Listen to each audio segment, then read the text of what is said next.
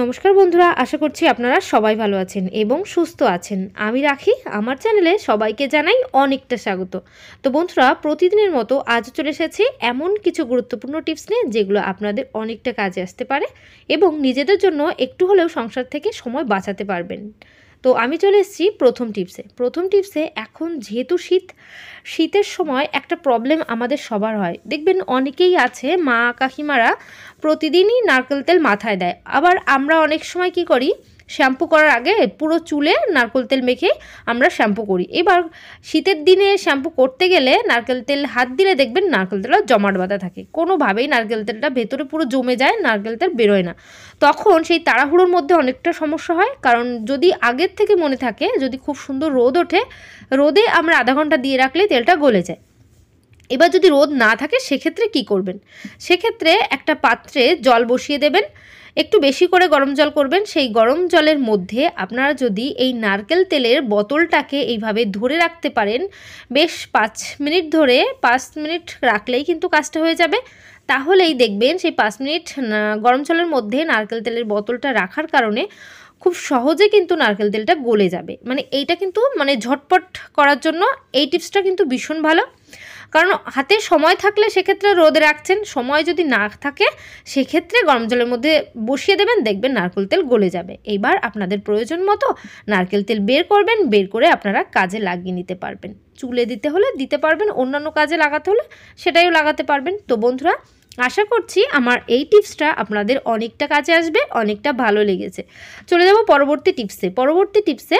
এখানে তালা চাবি। তো এই যে তালাটা আমাদের সেফটির জন্য ভীষণ কাজে হয়।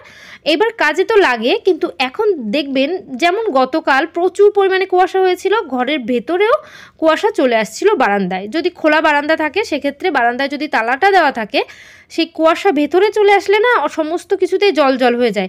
এবার তালা চাবিটাও যেহেতু দীর্ঘদিন ধরে বাইরে থাকছে, ঝোলানো থাকে, এই জন্য এর মধ্যেও কিন্তু একটা বাষ্প চলে যায়। মানে এই যে কুয়াশাটা গিয়ে ভিজে ভিজে থাকে, যে কোনো কারণে তালা চাবি যখন ভিজে থাকে আবার দীর্ঘদিন হওয়ার পরও না দেখবেন অনেকটা ভেতরে না জাম হয়ে যায়, মানে আটকে যায়। যখনই আমরা বন্ধ করতে যাই, খুলতে চায় না, অনেকটা সমস্যা হয়। সেক্ষেত্রে যদি কখনোই তালার মধ্যে জল থেকে যায়, সেক্ষেত্রে আপনারা কিভাবে সেটাকে শোকাবেন, আপনারা কি করবেন, গ্যাস ওভেনটা ধরিয়ে নেবেন। গ্যাস ওভেনের আঁচটা একটু কম করে তালাটাকে সেই আগুনের উপরে এইভাবে ধরবেন। এইভাবে বেশ কিছু সময় ধরলে, এদিক ওদিক করতে লাগলে তালাটা কিন্তু খুব সুন্দরভাবে শুকিয়ে যাবে। আর যদি আপনারা মনে করেন আগুনের উপর তালাটা রাখবেন না, সেক্ষেত্রে আগুনটা অফ করে রাখলেন, মানে রান্না করছেন, রান্না করার পর ওভেনটার উপর দেখবেন এই বার্নারটা পুরো গরম থাকে, গরম বার্নারের উপর এইভাবে তালাটাকে রেখে দেবেন। তাহলেই তালার ভেতরে যতটা জল আছে না কেন সমস্তটাই কিন্তু একদম শুকিয়ে যাবে।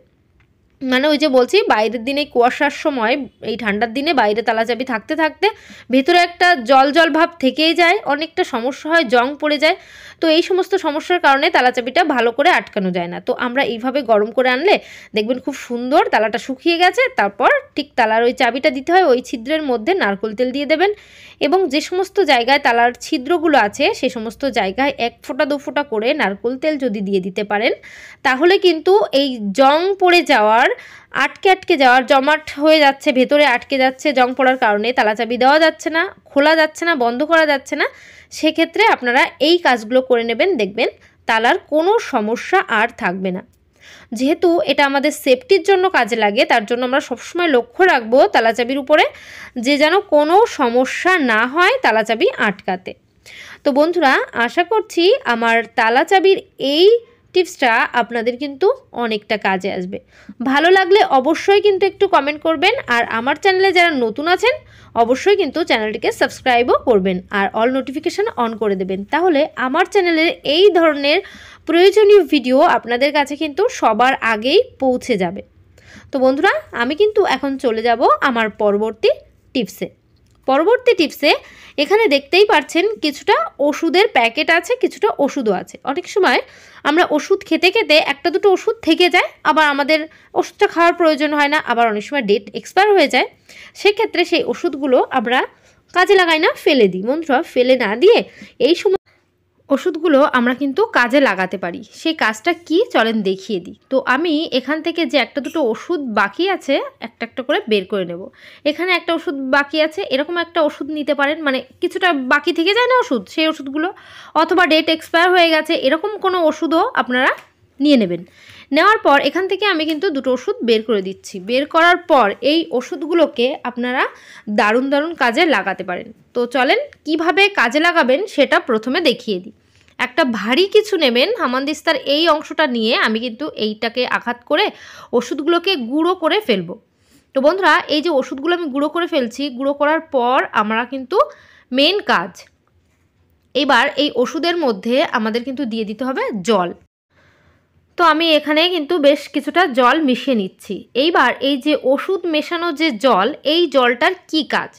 প্রথমত আপনারা কিন্তু সিঙ্কের মধ্যে দিয়ে দিতে পারেন, তাহলে পোকামাকড় সিঙ্ক থেকে ওই পাইপলাইন থেকে বেরিয়ে আসবে না। দ্বিতীয় যে কাজটা করতে পারেন, আমরা অনেক সময় ফুল গাছ লাগাই, দেখবেন অনেক সময় কোনো সবজির গাছ লাগাই, মানে যেমন লঙ্কা গাছ, বেগুন গাছ, বিভিন্ন ধরনের গাছের এই অনেক সময় দেখবেন ফলনটা অনেকটা দেরিতে হয়, আবার গাছের পাতাগুলো ঝরে যায়, পাতাগুলো সবুজ সবুজ থাকে না। সেক্ষেত্রে সেই সমস্ত গাছের গোড়ায় আপনারা যদি এই ওষুধ মিশ্রিত জলটা দিয়ে দিতে পারেন, তাহলে গাছের গ্রোথ কিন্তু খুবই ভালো হবে।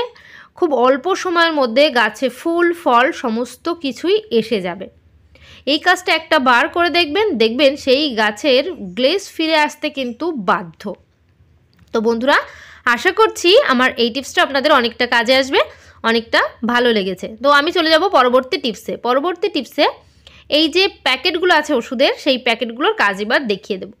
প্রথমত আমরা ওষুধের উপরে যে একটা পেপার আছে, এই যে ফয়েল পেপার মতো ওষুধটাকে ঢাকা থাকে যে অংশে, সেই অংশটাকে কিন্তু ছিঁড়ব না।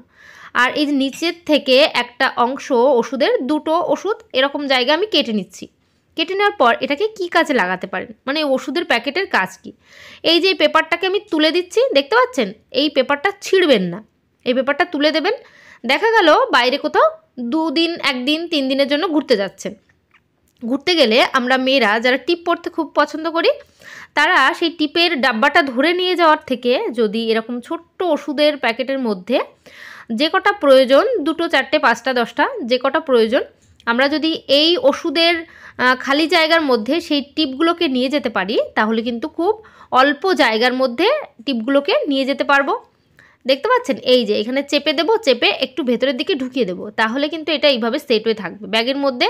এদিক ওদিক যেভাবে যেখানে রাখেন না কেন, কখনোই এখান থেকে কিন্তু টিপগুলো বেরিয়ে যাবে না। আপনারা যদি চান একটা সেলোটেপও আটকাতে পারেন, কিন্তু আমি বলবো সেলোটেপ আটকানোর প্রয়োজন নেই, কারণ এইভাবে রাখলেই টিপটা কখনো খুলে যাবে না। এবার প্রয়োজন মতো এখান থেকে একটা টিপ বের করবেন, বের করে আপনারা ব্যবহার করলেন, ব্যবহার করার পর আবারও কিন্তু এই জায়গাটাকে আটকে রেখে দিলেন, তাহলেই দেখবেন অনেকটা জায়গা কম লাগছে।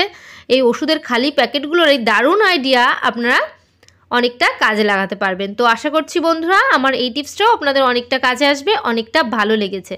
তো আমি চলে যাব পরবর্তী টিপসে। এখানে আছে একটা সাবান। আমরা এখন কিন্তু সবাই যখন সাবান ব্যবহার করি শীতের দিনে, দেখবেন সেই সাবানটা না শুকাতে চায় না, তাড়াতাড়ি সাবানটা গলে যায়। এবার সাবানটা যদি তাড়াতাড়ি গলে যায়, তখন দেখবেন অল্প দিনের মধ্যেই ছোটো ছোটো টুকরো হয়ে যায়। এবার সাবান আমরা কি করি, অনেক সময় এই ওয়াশ বেসিনের উপরে সাবানের টুকরোগুলোকে রেখে দিই হাতে, মানে আমরা হ্যান্ড ওয়াশ করছি তার জন্য। এবার এরকম যদি সাবানের টুকরো এখানে রেখে দিই, সেক্ষেত্রে এই জায়গাটাও কিন্তু সাবান গলে পুরো নষ্ট হয়ে যায়, এই জায়গা দিয়ে বেয়ে বেয়ে নিচের দিকে পড়ে। সে এই মানে ওয়াশ বেসিনটাই সমস্তটা নোংরা নোংরা দেখা যায়, মানে সমস্ত অনেকটা খারাপ লাগে জিনিসটা দেখতে, সাবানের টুকরো এভাবে ওয়াশ বেসিনের উপরে থাকা। তো আমরা একটা কাজ করব, সেই কাজের মাধ্যমে এইভাবে সাবান রাখতে হবে না। এখানে ছোট একটা মোজা নিয়ে নিয়েছি, মোজার মধ্যে সেই সাবানের ছোট ছোট ভাঙা যে টুকরোগুলো আছে সেই টুকরোগুলোকে দিয়ে দেবেন, তাহলে সাবানটা তাড়াতাড়ি গলবে না। কারণ ওয়াশ বেসিনের উপর যদি সাবানের টুকরোগুলোও রাখেন, ওখানে বারবার জল লাগে, জল লাগার কারণে কিন্তু আরও তাড়াতাড়ি সেই ছোট ছোট সাবানের টুকরোগুলোও শেষ হয়ে যায়। আমরা এইভাবে একটা মোজার মধ্যে এটাকে ভরে নেব। এবার কি করব, একটা চুড়ি নিয়ে নেব। বন্ধুরা, কাঁচের চুড়ি নেবেন না, এই ধরনের মেটালের চুড়ি নেবেন, তাহলে এটা ভাঙবে না। এবার এই যে চুড়িটার সাহায্যে কিন্তু আমরা এই মোজাটাকে গিট দিয়ে নেব। তো বন্ধুরা, এইভাবে মোজাটাকে আমরা একটা গিট দেওয়ার পর আপনারা দেখবেন এই যে চুড়িটাকে এবার কোথায় কিভাবে ঝোলাবো, কিভাবে কাজে আনবো চলেন দেখিয়ে দিই। আমরা এইভাবে যে ওয়াশ বেসিনে আমাদের হাতে সাবানটা দিতে হচ্ছে, হ্যান্ড ওয়াশ করতে হচ্ছে। তো তখন আমরা এই চুড়িটাকে একটা জায়গায় ঝুলিয়ে দেব। একটা জায়গায় ঝুলিয়ে দিলাম, তো এখানে ঝুলিয়ে এখানে এইভাবে রাখতে পারবো। তাহলে এই সাবানটা মোজার মধ্যে থাকার কারণে দেখবেন এইভাবে জলের হাত দিয়ে এইভাবে একটু ঘষা দিলেই আমাদের হাতটা কিন্তু পুরো গ্যাজা গ্যাজা হয়ে যাবে। হাতটা এইভাবে আমরা ওয়াশ করতে পারবো। এবার এইভাবে ওয়াশটা করার পর আমরা তো হাতটা ধুয়ে নেব। হাতটা ধুয়ে এই মোজাটাকেও আবার চেপে জলটা বের করে এইভাবে এখানে ঝুলিয়ে রাখতে পারবো। তাহলে বন্ধুরা খুব সহজে দেখবেন সেই সাবানটার আর মানে যে জল জল থাকছে সেটাও না, কারণ এই মোজার মধ্যে দিয়ে জলটা ঝরে পড়ে যাবে। এখানে আমরা কিন্তু একটা জায়গায় সেই মোজাটাকে মানে সাবান শুদ্ধ মোজাটাকে ঝুলিয়েও রাখতে পারবো। সে যে কোনো জায়গায় এই নিচে রাখেন আর উপরে ট্যাবের উপরে ঝুলিয়ে রাখেন, যে কোনো জায়গায় আপনারা ঝুলিয়ে রাখলেই হবে। এখান থেকে যে এক্সট্রা জলটা আছে ফোঁটা ফোঁটা করে নিচে বাইরে পড়ে যাবে। তো বন্ধুরা, আশা করছি আমার এই টিপসটাও আপনাদের অনেকটা কাজে আসবে, অনেকটা ভালো লেগেছে। ভালো লাগলে কমেন্ট করতে একদম ভুলবেন না এবং পরিবারের সবার সঙ্গে শেয়ার করবেন। তো আজকের ভিডিও এখানে শেষ করছি। সবাই ভালো থাকবেন, সুস্থ থাকবেন। তো বাই, টাটা।